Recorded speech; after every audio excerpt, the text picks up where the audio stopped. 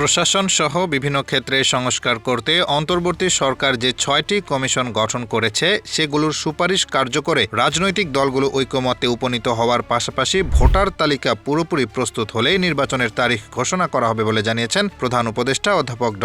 মোহাম্মদ ইউনূস। বুধবার নিউ ইয়র্কে আন্তর্জাতিক সদর দফতরে আন্তর্জাতিক মুদ্রা তহবিলের ব্যবস্থাপনা পরিচালক ক্রিস্টালিনা জর্জিয়েভার সঙ্গে বৈঠককালে প্রধান উপদেষ্টা একথা জানান। এ সময় নির্বাচন, বেসামরিক প্রশাসন, পুলিশ, বিচার বিভাগ, দুর্নীতি দমন ও সংবিধানে গুরুত্বপূর্ণ সংস্কারের সুপারিশ করার জন্য নতুন সরকার যে ৬টি কমিশন গঠন করেছে সেগুলো সম্পর্কে অবহিত করেন। কমিশনগুলো যেসব সুপারিশ দেবে সেগুলো নিয়ে অন্তর্বর্তী সরকার রাজনৈতিক দলগুলোর সঙ্গে আলোচনা করবে বলেও জানান তিনি। বাংলাদেশের এই সংস্কার উদ্যোগে সহায়তার প্রতিশ্রুতি দিয়েছেন আন্তর্জাতিক মুদ্রা তহবিলের ব্যবস্থাপনা পরিচালক মিজ জর্জিয়েভা। তিনি বলেন, IMF বাংলাদেশের প্রতি সম্পূর্ণ প্রতিশ্রুতিবদ্ধ রয়েছে এবং টেকসই ও ন্যায়সঙ্গত প্রবৃদ্ধির জন্য সংস্কার এজেন্ডা এগিয়ে নিতে সহায়তা অব্যাহত রাখবে।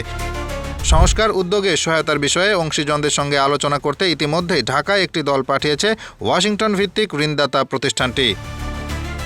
Hasibur Rahman, Daily Our, Bangladesh.